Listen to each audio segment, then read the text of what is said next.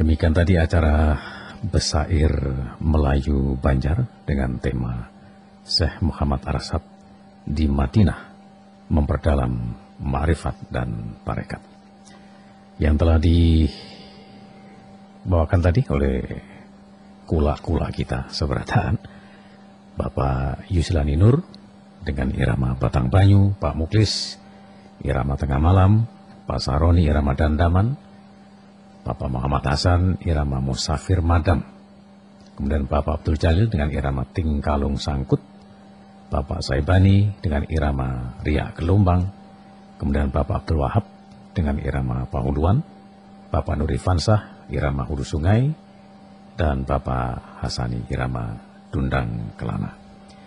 Nah, Dasanak perempat seberataan, setelah kita mendengarkan syair-syair yang telah dibacakan oleh Dasanak kita tadi dengan tema Syekh Muhammad Arsad di Madinah memperdalam ma'rifat dan tarekat, kini saatnya kita akan mendengarkan pemaparan yang akan disampaikan oleh Bapak Yusliani Nur. Pak Yus, iya Pak. Ini kayaknya pendengar semakin penasaran Pak Yus. Iya. Setelah Syekh Arsad ini ketemu saudara sedarah ya. Iya, yaitu Bapak Zainal Abidin kan, ya? Iya betul. Nah, gitu menyerahkan cincin, ternyata beliau sudah punya anak, iya, ya, karena ditinggal sekian puluh tahun. Tentu kerinduan ini luar biasa, Pak Sis, ya? Luar biasa. Nah, oke. Dan untuk mengetahui bagaimana cara mengobati kerinduan, kemudian akan dinikahkan, kita akan mendengarkan pemaparan dari Pak Yus untuk pendengar kita seberataan yang ada di Pelehari, yang ada di Mandi Angin, di Bati-Bati, di Martapura, dan di mana saja yang mendengarkan malam ini. Silakan Pak Yus. Terima kasih Pak. Baiklah para pendengar sekalian yang berbahagia dan hadirin yang ada di studio Pro 4 RRI Banjarmasin. Pada minggu yang lalu kita mengetahui bersama bahwa Syekh Muhammad Arsad Al-Banjari itu sudah mengajar di Mekah. Jadi ini merupakan satu kehormatan yang luar biasa. Ada orang Banjar di akhir-akhir abad ke-18 itu sudah menjadi seorang syekh di negeri Mekah, terutama di dalam bidang ilmu, yakni ilmu fikih. Namun demikian, yang namanya Syekh Muhammad Arsad Al-Banjari dan kawan-kawan Sidin itu adalah orang yang senantiasa tidak pernah puas dengan ilmu. Hasrat Sidin seberataan memperdalam ilmu itu menyebabkan Sidin ingin melanjutkan menuntut ilmu. Dan Sidin mendengar di Madinah ada seorang yang sangat alim di bidang ilmu hadis, ilmu fikih, dan ilmu tasawuf, yakni Syekh Sulaiman Al-Qurdi. Syekh Sulaiman Al-Qurdi ini juga syekhnya atau gurunya Syekh Muhammad Abdul Karim Samman Al-Madani. Kedua orang ini nantinya menjadi guru dari Syekh Muhammad Arsad Al-Banjari dan kawan-kawan. Maka berangkatlah Syekh Muhammad Arsad Al-Banjari dan kawan-kawan ke Madinah. Sidin bersama dengan Syekh Abdul Samad Al-Palimbangi, Syekh Abdurrahman Misri Al-Bantani dari Banten, dan Syekh Abdul Wahab Bugis dari Bugis. Ini yang disebut dengan 4 serangkai sarantang saruntung menuju kota Madinah. Mereka di sana menuntut ilmu kepada Syekh Sulaiman Al-Qurdi di bidang ilmu fikih dan ilmu tasawuf, dan juga menuntut ilmu memperdalam ilmu tasawuf dan tarekat kepada Al-Arif Billah Syekh Muhammad Samman Al-Madani. Oleh sebab itu, yang harus kita pahami bahwa Syekh Muhammad Arsad Al-Banjari dan kawan-kawan, termasuk juga Syekh Abdul Samad Al-Palimbangi, Syekh Abdurrahman Misri, dan Syekh Abdul Wahab Bugis, ini adalah orang-orang yang di zamannya sangat menyenangi untuk memperdalam ilmu tasawuf dan ilmu tarekat. Oleh sebab itu, kita harus memahami terlebih dahulu bahwa dalam ilmu tasawuf itu ada beberapa hal yang harus diperhatikan.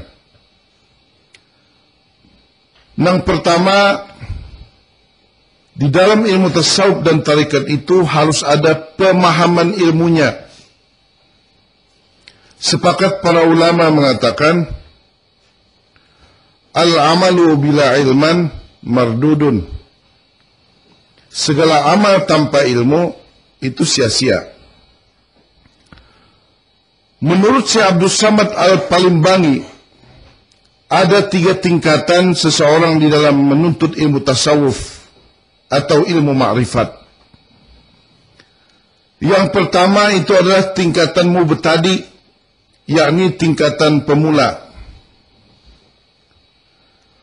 Menurut Syekh Abdul Samad Al-Palimbangi, yang juga kawan seperguruan Syekh Muhammad Arsad Al-Banjari, dan beliau sama-sama berguru kepada Syekh Muhammad Samman Al-Madani, di dalam tingkatan pemula atau mubtadi itu ada sekitar 50 biji kitab yang harus dikuasai, yang harus dipelajari, yang harus diperdalam kepada seorang guru yang ahli. Ini karena 50 biji kitab ini kada mungkin ulun sambatakan seberataan. Ulun berikan beberapa contohnya, ini tahap pemula aja, tahap mubtadi. Yang pertama, kitab Bidayatul Hidayah. Ini karya Imam Al-Ghazali. Yang kedua, kitab Minhajul Abidin, juga karya dari Al-Imam Al-Ghazali. Yang ketiga, kitab Arba'in fi Usuluddin, juga dari karya Imam Al-Ghazali. Yang keempat,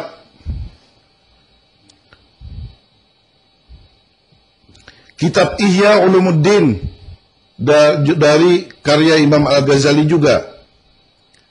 Kemudian kitab Qutbul Qulub, karya si Abu Talib Makki. Kemudian yang berikutnya Ar-Risalah Al-Qusairiyah, sebuah kitab karya si Abdul Qasim Al-Qushashi. Dan juga kitab Awarib Al-Ma'arib, karya dari Sihabuddin Umar As-Suhrawardi. Jadi kitab-kitab ini pada umumnya membahas masalah hati, masalah kelakuan, bagaimana mengelola yang berkaitan dengan kelakuan atau af'al kita. Kitab-kitab ini kalau kita baca, ini sungguh luar biasa di dalam menuntun kita menjadi insan berakhlak, orang yang terbaik di antara masyarakat kita. Jadi di dalam Islam itu sudah memiliki satu tuntunan kehidupan berakhlak, tuntunan kehidupan bermasyarakat, tuntunan kehidupan bernegara dan berbangsa melalui kitab-kitab yang baik ini. Jadi kalau sudah orang tuh mempelajari kitab ini, insya Allah kelakuannya itu baik, menjadi warga negara yang baik, menjadi masyarakat yang baik, anggota masyarakat yang baik. Kemudian Syekh Abdul Samad Al-Palimbangi juga mengatakan bahwa sesudah tingkatan mubtadi, maka kemudian harus meningkat kepada tingkatan mutawassit, yakni tingkatan menengah.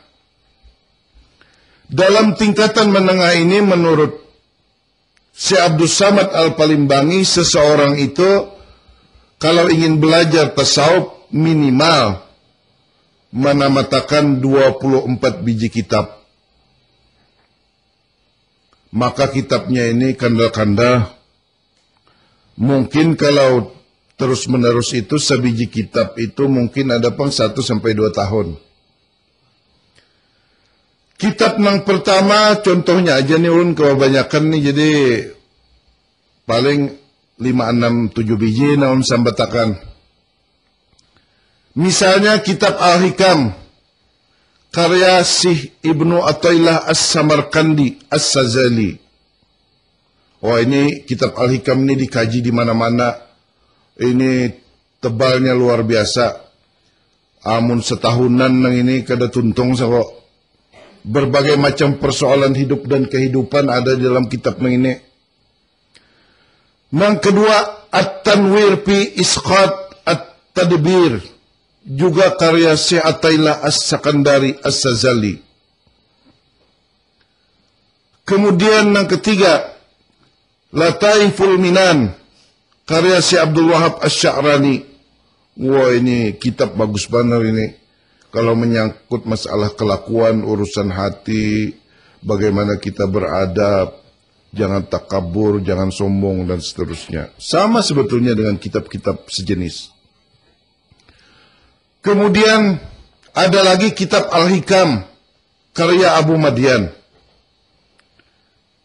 Dan keberikutnya kitab Futuhul Ghaib dari karya Syekh Abdul Qadir Al-Jailani. Ini kitab bagus benar juga dibaca ini. Ini menyangkut berbagai persoalan-persoalan yang berkenaan dengan masalah hati juga. Masalah kelakuan dan seterusnya.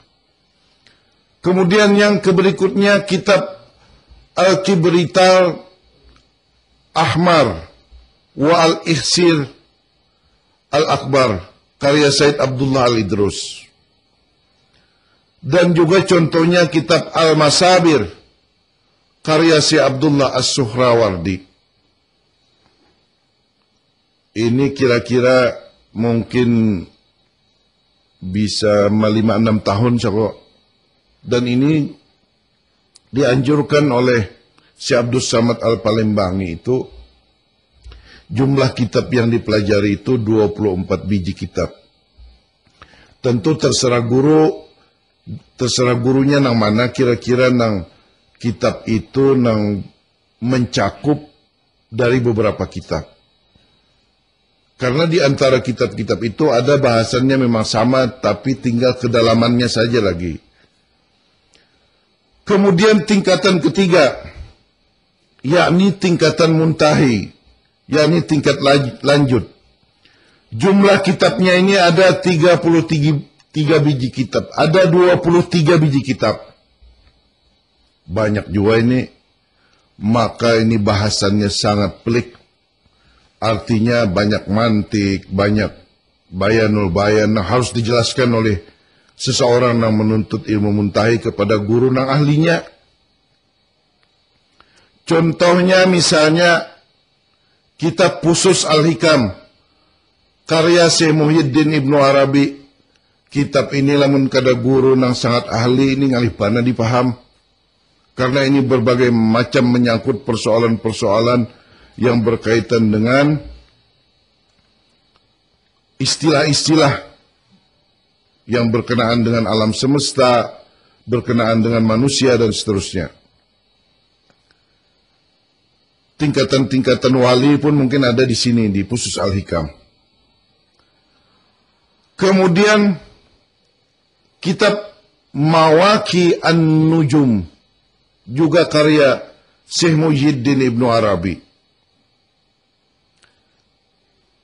Dan yang ketiga juga kitab Al-Futuhat Al-Makiyah, juga karya Syekh Muhyiddin Ibnu Arabi. Ketiga kitab ini sangat sulit dipahami, ujar ulun sekali lagi, kecuali guru yang benar-benar memahami isi kitab. Dan ternyata kitab-kitab ini juga menjadi bahan bacaan orang-orang di luar negeri, misalnya di Perancis, di Spanyol. Dan berdasarkan dari beberapa diskusi saya dengan beberapa ahlinya, terutama dari kawan di IAIN Antasari, ternyata orang yang mempelajari karya-karya Syekh Muhyiddin Ibnu Arabi ini justru banyak dari non-muslim, dan ketika sesudah membaca ini mereka kemudian masuk Islam. Disebabkan karena hidayah dari membaca kitab karya Syekh Muhyiddin Ibnu Arabi. Jadi ujar Syekh Abdus Samad Al-Palembangi, kitab-kitab itu harus dipelajari secara berurutan. Jadi kalau orang ingin memperdalam ilmu tasawuf, ilmu ma'rifat, maka orang harus mempelajari ilmu itu, dianjurkan, dinasihatkan oleh Syekh Abdul Samad Al-Palimbangi agar kitab-kitab itu dibaca berurutan dengan bimbingan guru yang ahli. Kemudian itu tadi bagaimana kita mendapatkan ilmu. Itu hanya ulun contohkan berdasarkan pandangan Syekh Abdul Samad Al-Palimbangi di dalam kitab Sidin Hidayatus Salikin, dan Syekh Abdul Samad Al-Palimbangi itu seguru dengan Syekh Muhammad Arsad Al-Banjari dan juga seguru dengan Syekh Muhammad Nafis Al-Banjari. Kita tahu bersama bahwa kitab Syekh Muhammad Nafis Ad-Durun Nafis itu adalah kitab yang terkenal, dan itu juga didapatkan oleh Syekh Muhammad Nafis dari berguru dengan Syekh Muhammad Samman Al-Madani dan Syekh Sulaiman Al-Qurdi. Kemudian pelaksanaan amal, tentu saja orang yang ingin bertasawuf, bermakrifat itu harus menjalankan salat wajib dan salat sunnat.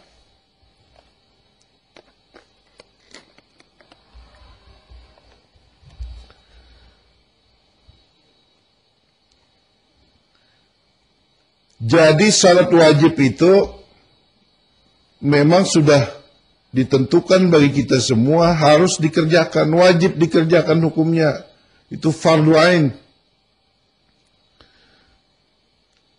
Dan semua yang ada dalam arkanul Islam harus kita laksanakan. Oleh sebab itu, di dalam pelaksanaan amal ada yang disebut dengan pelaksanaan tarekat. Ini bagi orang yang ingin memperdalam ilmu tarekat. Karena zaman dahulu orang Islam itu banyak yang memperdalam ilmu tarekat. Kalau sekarang itu tinggal sedikit, hanya beberapa orang di beberapa kampung. Itu pun kadang-kadang ada yang menuntung, ada yang kada. Oleh sebab itu, harus dipahami pokok dari tarekat itu. Menurut Profesor Dr. Haji Abu Bakar Aceh di dalam kitab Sidin Pengantar Ilmu Tarekat, ada 5 hal dari pokok tarekat itu. Yang pertama, bahwa tarekat itu harus mempelajari ilmu pengetahuan yang bersangkut paut dengan pelaksanaan semua perintah Allah. Jadi yang berkaitan dengan semua pelaksanaan dari perintah Allah. Itu dipelajari di dalam ilmu tarekat. Yang kedua, seorang yang menuntut ilmu tarekat itu mendampingi para guru dan kawan setarekat untuk melihat bagaimana cara melakukan suatu ibadah.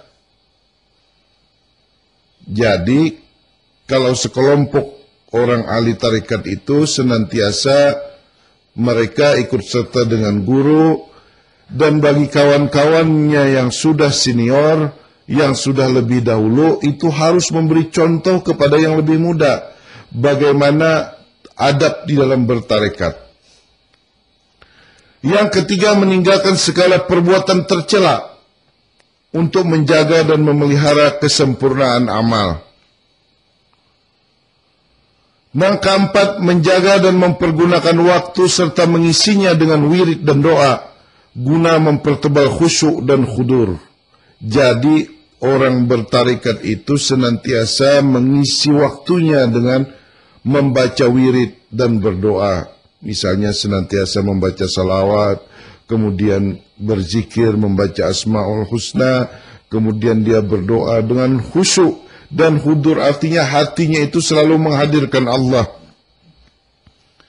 Yang kelima, mengekang diri. Jangan sampai terbawa nafsu. Dan berusaha untuk terjaga dari berbagai macam kesalahan. Nah, itu orang tarekat. Pokok-pokok tarekat itu begitu.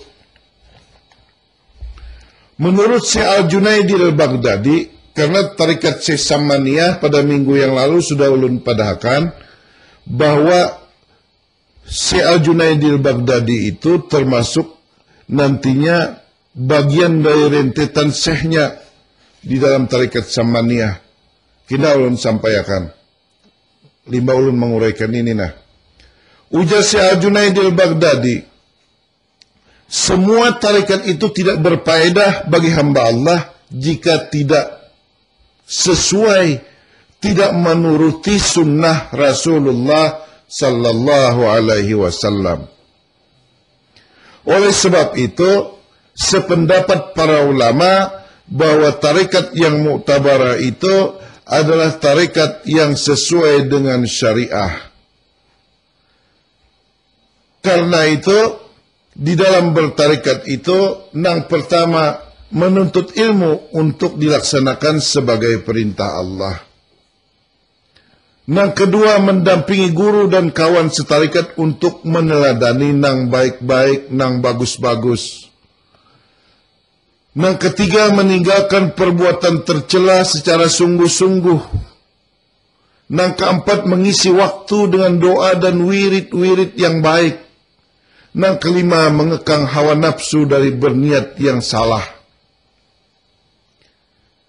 Karena itu ahli tarekat senantiasa dia membaca zikir, membaca asmaul husna, membaca salawat.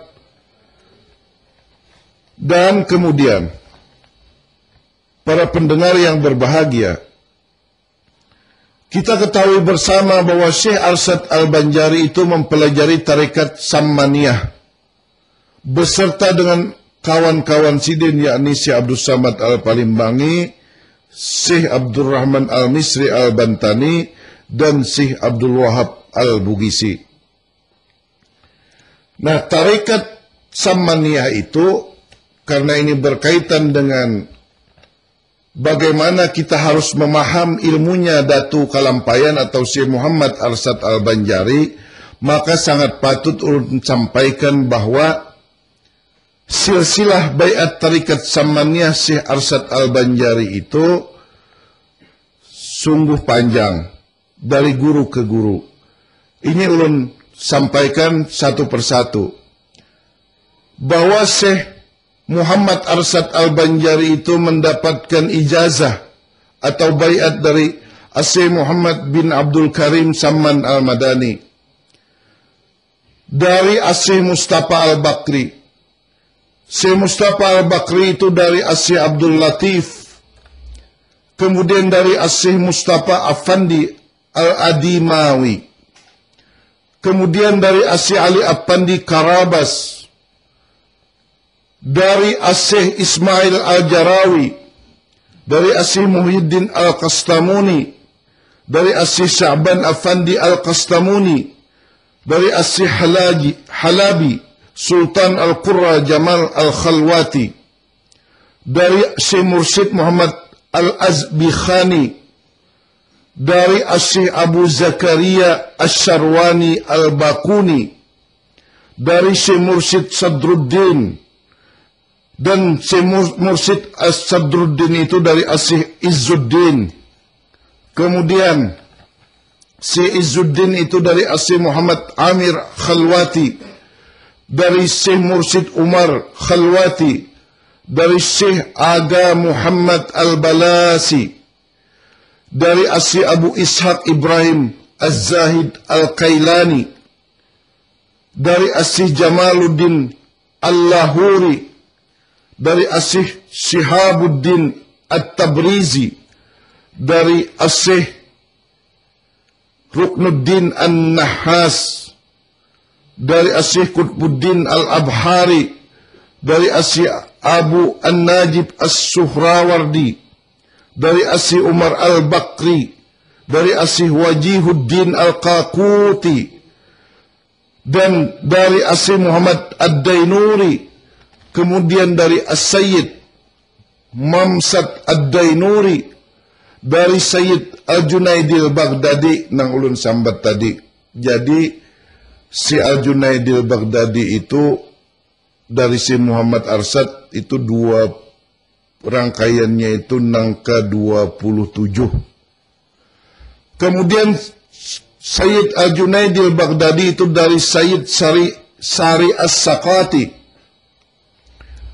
dari Asih Ma'ruf Al-Kharki, dari Asih Daud At-Ta'i, dari Asih Habib Al-Ajami, kemudian Asih Sayyid Habib Al-Ajami itu dari Sayyidi Hasanul Basri. Nah, itu sampai kepada Imam Hasanul Basri.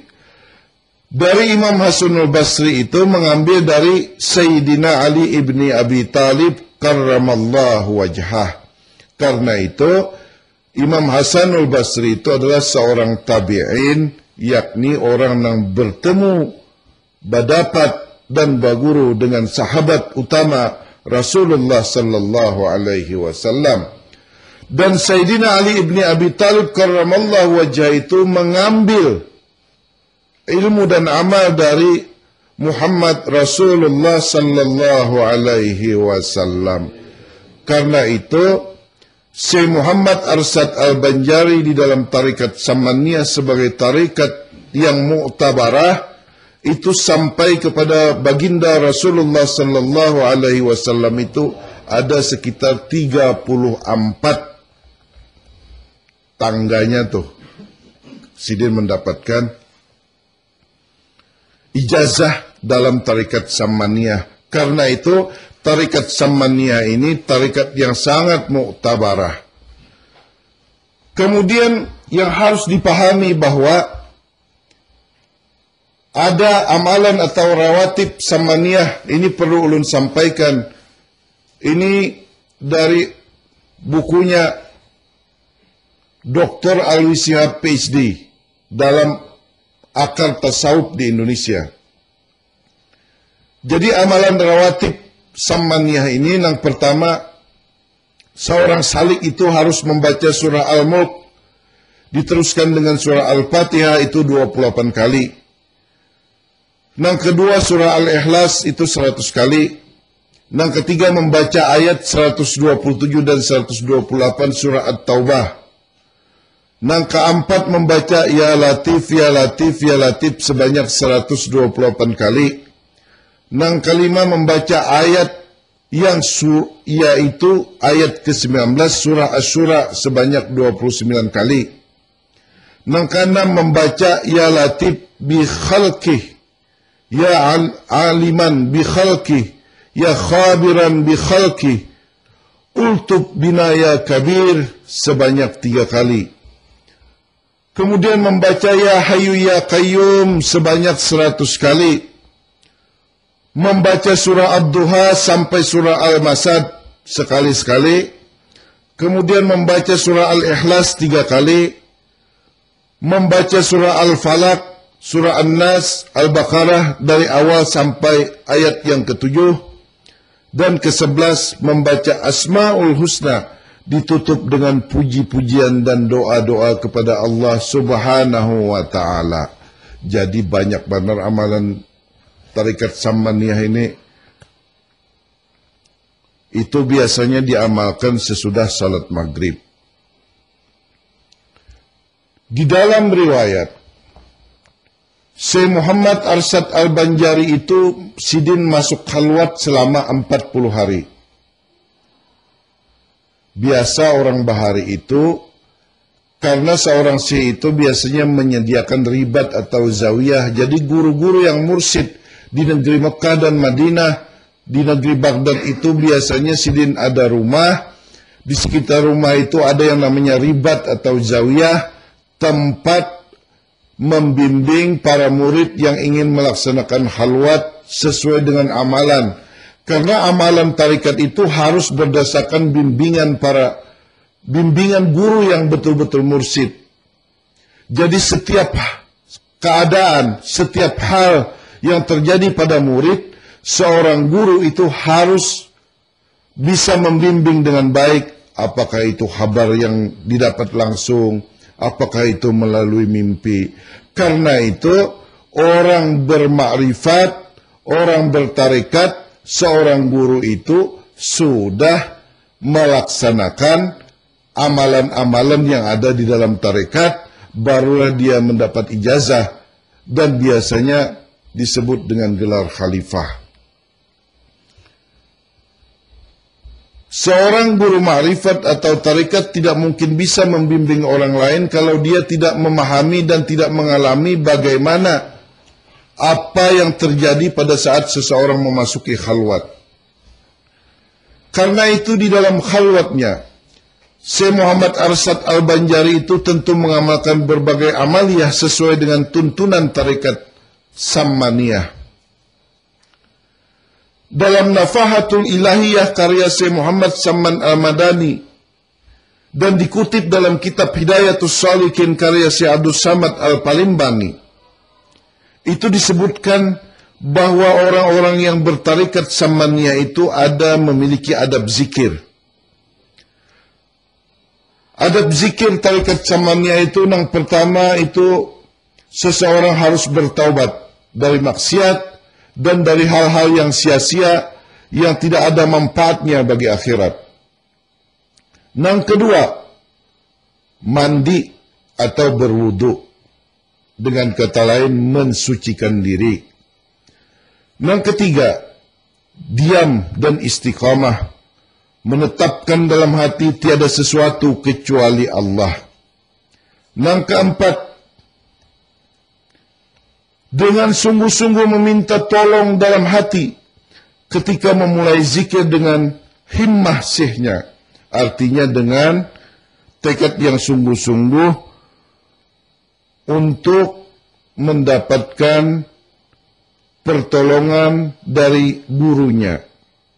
Yang kelima, mengiktikadkan di dalam batin meminta tolong kepada syekhnya, kepada gurunya, sama dengan meminta tolong kepada Nabi Muhammad sallallahu alaihi wasallam, sebab seorang guru tarekat yang mu'tabarah itu adalah seorang ulama, dan seorang ulama itu adalah pewaris Nabi.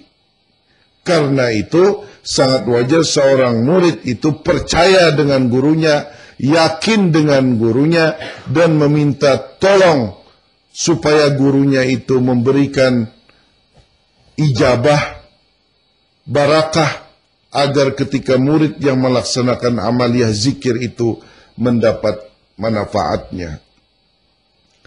Yang kemudian meletakkan kedua tangan di atas kedua paha. Jadi kita duduk, letakkan kedua tangan di atas paha, kemudian memberi minyak harum pada tempat zikir. Kalau misalnya di sajadah itu minyak harumi, baju kita pun harus berminyak harum. Karena malaikat, para anbiya wal mursalin, para awliya Allah itu senang yang harum-harum. Kemudian yang berikutnya mengenakan pakaian yang baik, bersih. Pakaian itu halal mendapatnya, dan juga pakaian itu harum. Tentu dengan memakai minyak harum. Nah, kesembilan, memilih tempat yang sunyi. Yakni kita mungkin memilih waktu yang sunyi, mungkin di dalam kamar kah, seorangan, kita berisi kamar khusus.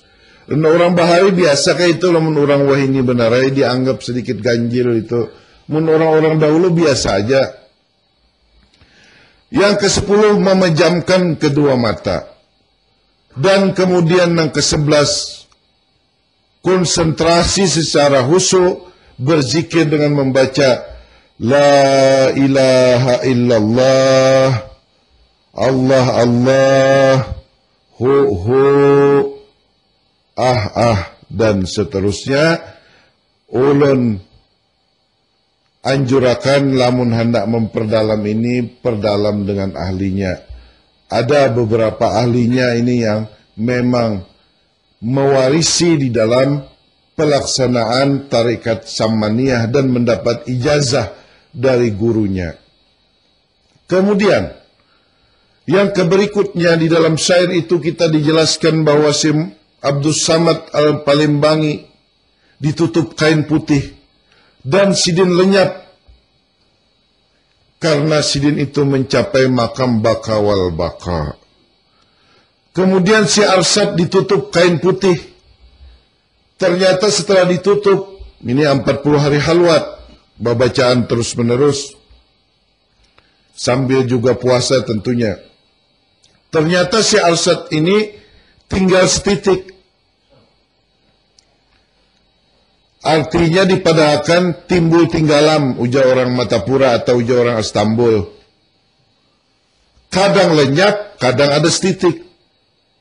Oleh Guru Sidin, Syekh Muhammad Saman Al-Madani dipadahkan bahwa makam Datuk Kalampayan ini adalah ketika lenyap, itu makam Sidin Bakawal Baka, dan ketika muncul lagi, itu makamnya adalah Baka Billah.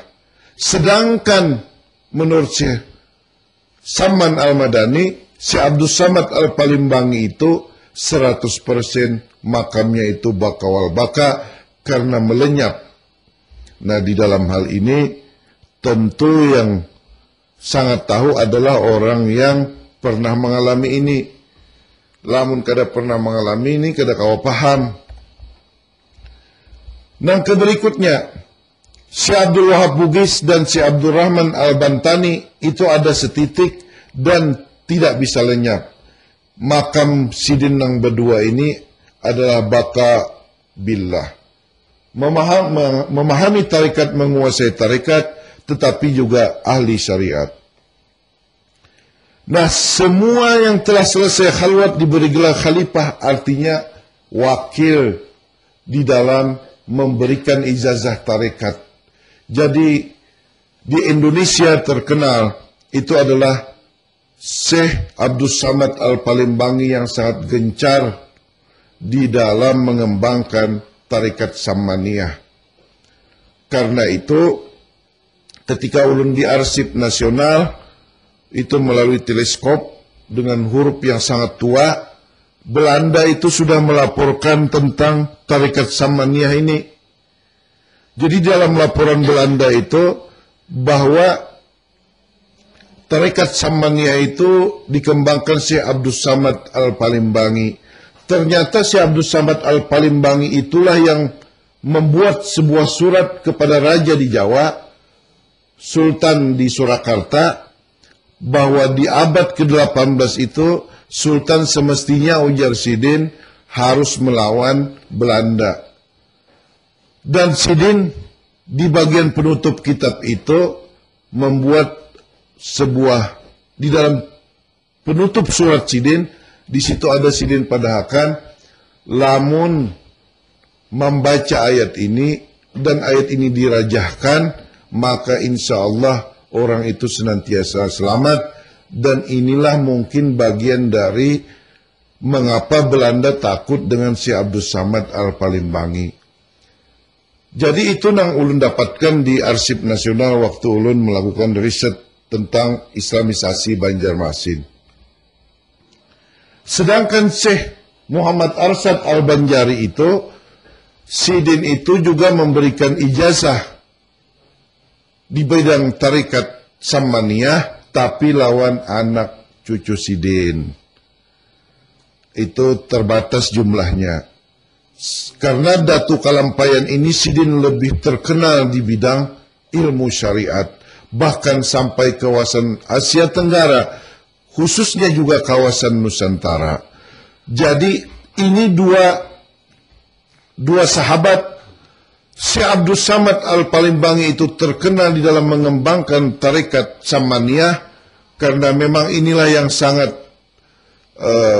memperdalam tarikat Samaniyah melalui kitab-kitab Sidin. Meskipun Datuk Kalampayan juga mengarang kitab tasawuf, yakni Kanzul Ma'rifah, dan ini tidak dicetak.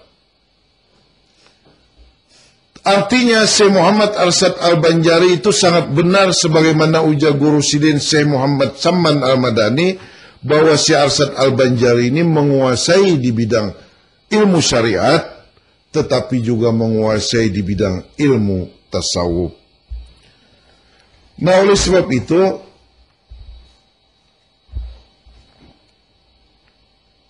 setelah selesai menuntut ilmu tasawuf inilah Syekh Muhammad Saman Al-Madani betul-betul sangat senang dan sangat bahagia memiliki murid-murid keempatnya ini. Karena itu sabarataan itu diberi gelar sidin sebagai, diijazahkan sidin dengan gelar khalifah sebagai wakil sidin di dalam mengembangkan ilmu tarekat di daerah masing-masing.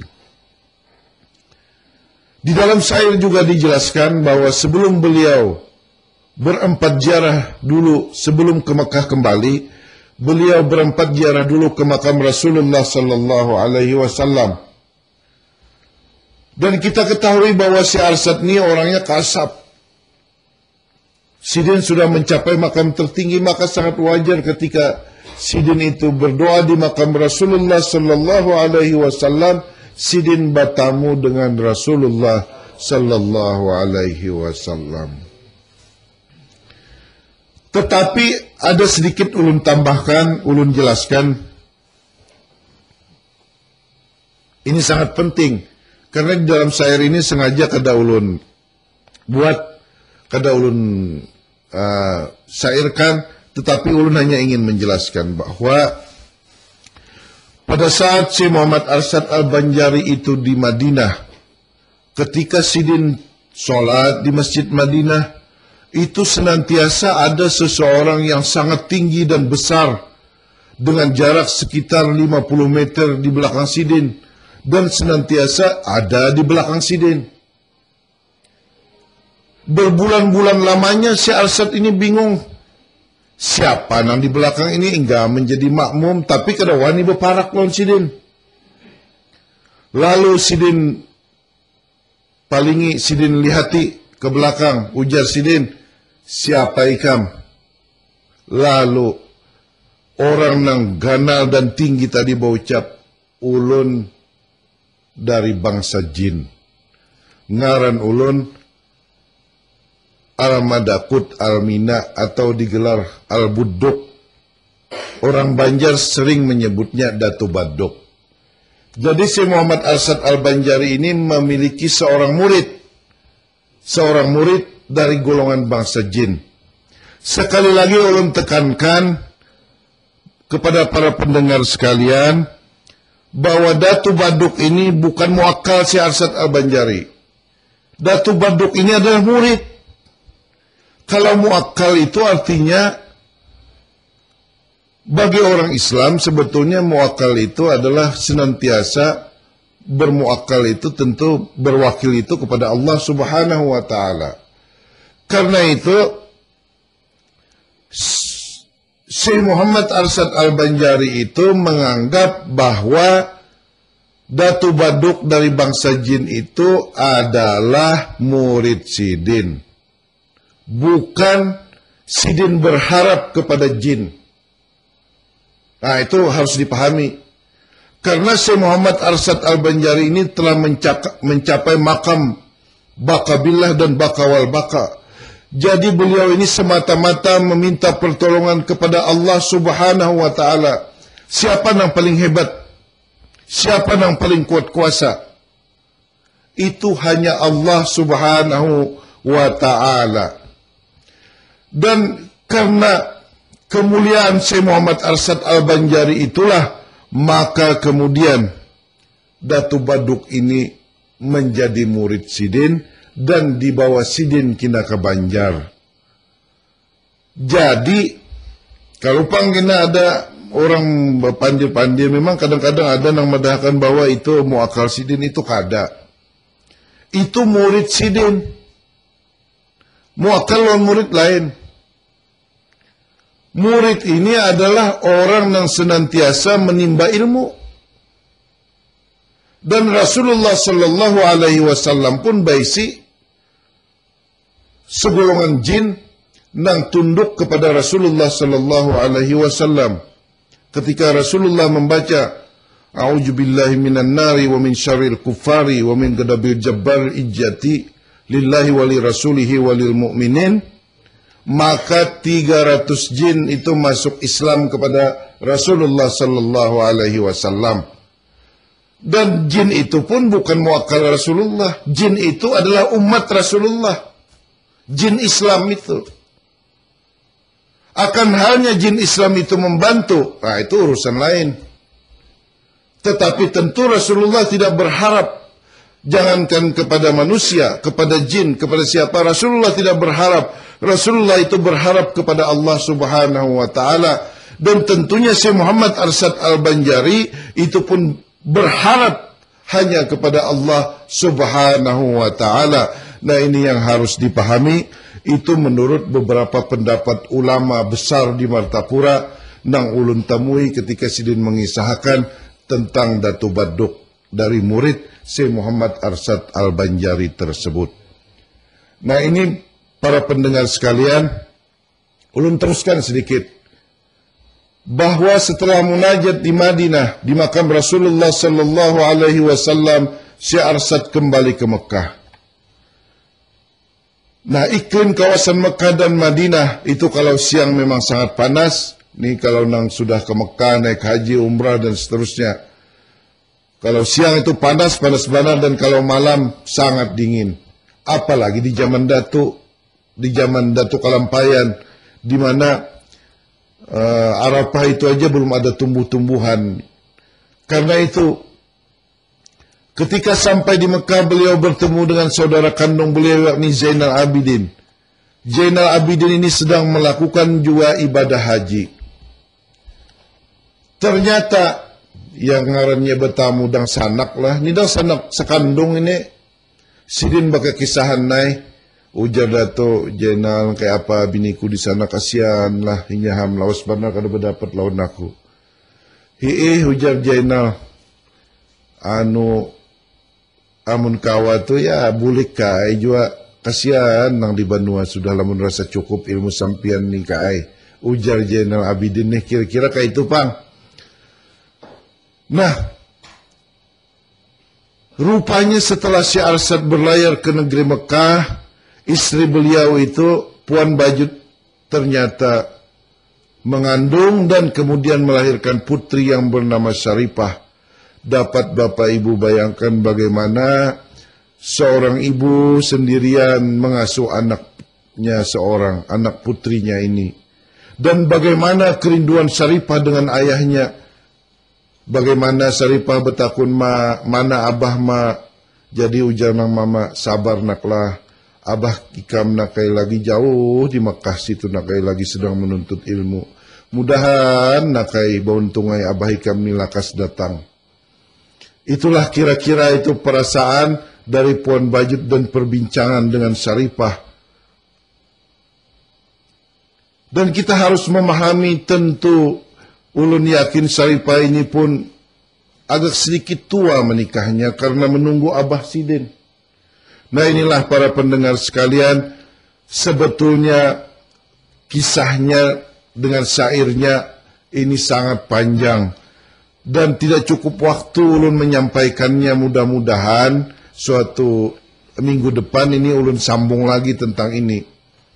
Kira-kira Pak Iswan, ya. Waktunya ini Pak Iswan. Nge. Sebenarnya sih pengen sampai malam Pak Yus. Iya, ini Pak. Karena durasi Pak Yus ya. Iya, betul Pak. Durasi. Tapi mungkin dengan hal seperti ini akan semakin penasaran pendengar kita Pak Yus. Iya, betul. Sehingga tetap stay tune nanti pada hari Rabu Kamis yang akan datang. Insya Allah. Baik. Baik Pak Yus, terima kasih atas pemaparannya. Juga ada adik mahasiswa yang hadir ini ya. Iya Pak. Ya, anggaplah kita malam ini kuliah. Tentang sejarah gini Pak Yus. Assalamualaikum warahmatullahi wabarakatuh. Waalaikumsalam warahmatullahi wabarakatuh. Baik pendengar dan sanak perempat seberatan, demikian Pesair Melayu Banjar dengan pemaparan yang disampaikan oleh Bapak Yuslani Nur. Sekaligus beliau ada penulis syair ini ya. Jadi mudah-mudahan ini semua bermanfaat, menambah wawasan dan pengetahuan bagi kita tentang sejarah Kalimantan Selatan dalam agama Islam, termasuk sejarah tentang Datuk kita, yaitu Datuk Syekh Muhammad Arsyad Al-Banjari. Baik, kita berpisah dahulu dengan harapan jumpa lagi pada hari Rabu yang akan datang.